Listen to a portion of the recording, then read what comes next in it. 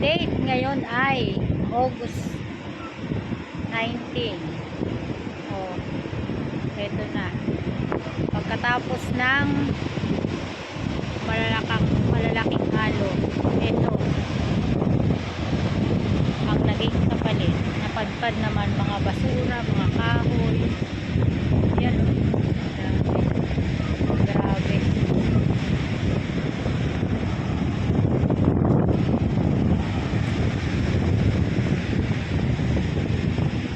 Kawawa yung mga binaha, yung mga malalapit sa ilog.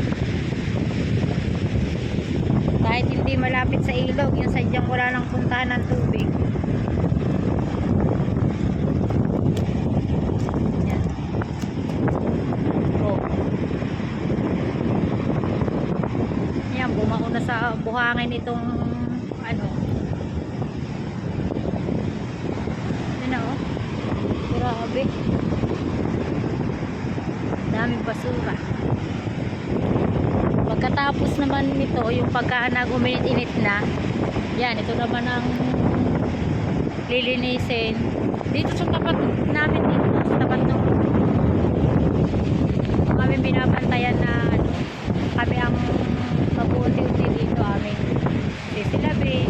Yung pwede pang mga kahoy na magagamit sa summer, aming pangunguhanin. Pero yung hindi, magsasama-samahin para silabin yan. Tulad yan o, nag-uubok-ubok na. Tignan nyo yan, kataas dati, natabunan na ng buhangin. O. Tapos itong ginawa, yan, ano na din ang buhangin siya. Yan o, ano na ng buhangin, natabunan na ito. Yan na lang, diba, sa mga ano ko, vlog ko, ano yan, mataas. Ito, wala na, natabunan na. Yan. Ang lalaki ng kahoy na ito, nadala dito. Sobrang laki. Yan, hanggang doon yan sa ano, doon sa padulo, sa pailog. Ano na siya. O, lalaki ng kahoy. Nadala ng dagat. Tingnan yung dagat. Kulay coco brown. Grabe. Baha kasi, baha.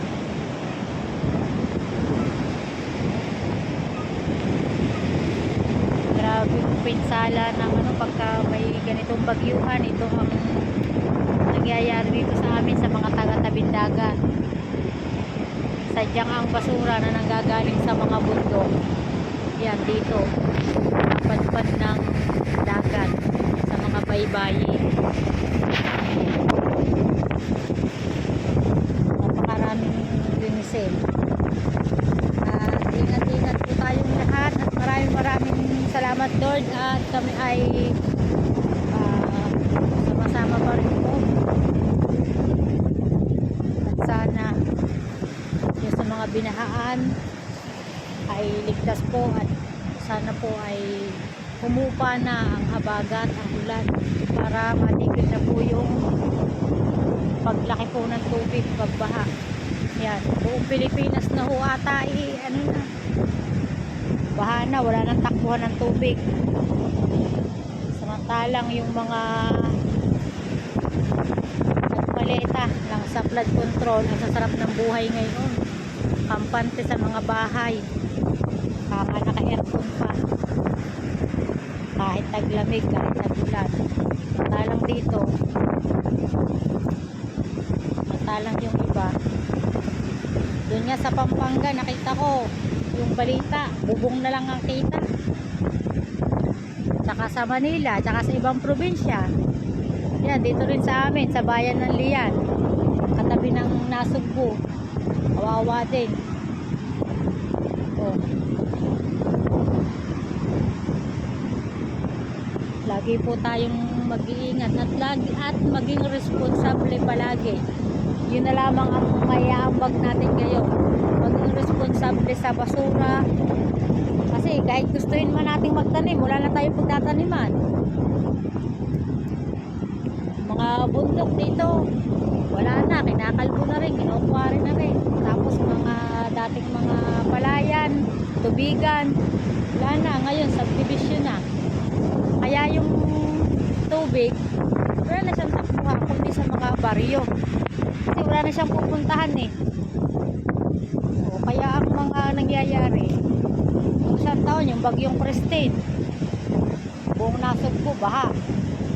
Yung dito, yung bayan, sa poblasyon, saka sa mga bukid-bukid. Ang hindi lang, yung pataas doon na papuntang mga Banila dyan, yung papuntang way ng Patagaytay, syempre, hindi sila baha. Pero,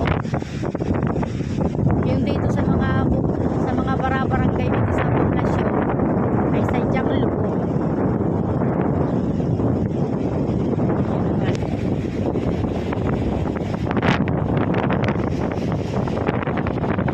Yan ako.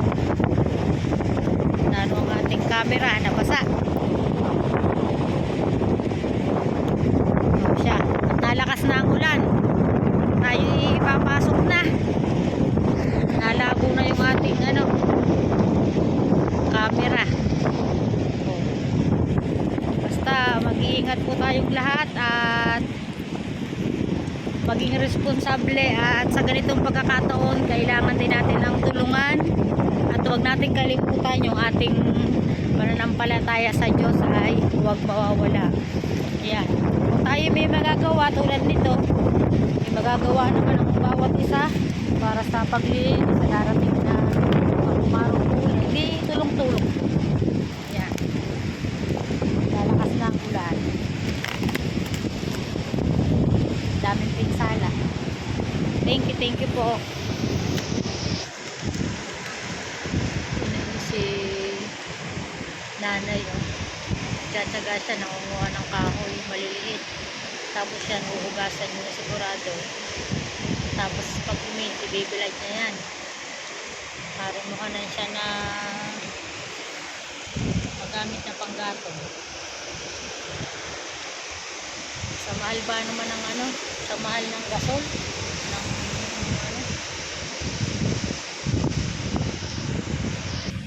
tingnan nyo itong dating kaganda na cottage, ayan na ngayon. O ayan, sariklata na bubuk, sirano. Ayan o, panibago na namang yan, panibagong gawa ulit. Kung papalarin ulit next summer ay atin yan, iaayusin niya ng aking bayaw at kanya ito